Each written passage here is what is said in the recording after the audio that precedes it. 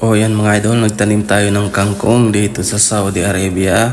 Ayan idol, pagkatapos ng trabaho para matulog ang ating pasyente, ayan idol, nagtatanim-tanim tayo sa labas ng mga bakuran ni Baba.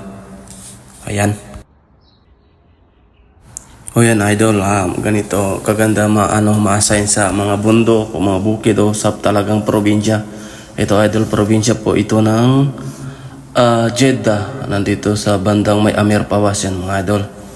Ang si Baba walang katao-tao ang kanyang bahay, kami lang o kanyang caregiver lamang. Ayan ang mga gandang tanim ni Baba. So yan, nagtatanim tayo ng mga kahoy na galing sa atin. In order pa natin yan. O yan, may mga pispan dyan. Linagyan ko yan ng upuyo o walyo-walyo. Pero maliit pa yan mga idol. Yan mga sili, mga tanglad, libre na mga idol.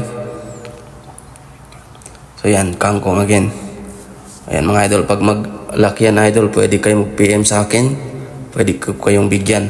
Ayan, mga 15 days lang yan mga idol. Talagang pwede na maulam. At saka kung gustong kumuha ng bini ng malunggay, libre po yan mga idol. PM lang kayo dyan. Ayan libre po yan mga idol. Ayan.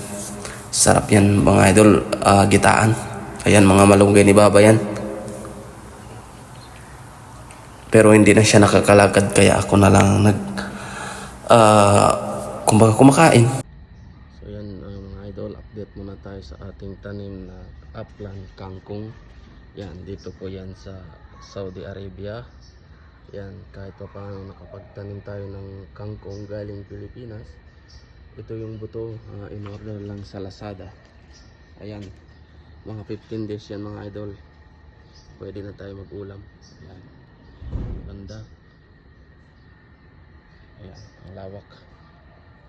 Saka ito, binhi ng malunggay. Kung sinong gustong maghingi, available po yan. Ayan, dito yan sa may Amir Pawas sa Jeddah, Saudi Arabia. Ayan. Saka itong tanglad natin, libre po yan mga idol. Ayan, libre. Yan ang kakapal. Tapos may spray tayo ng mga kalamansi. Yan.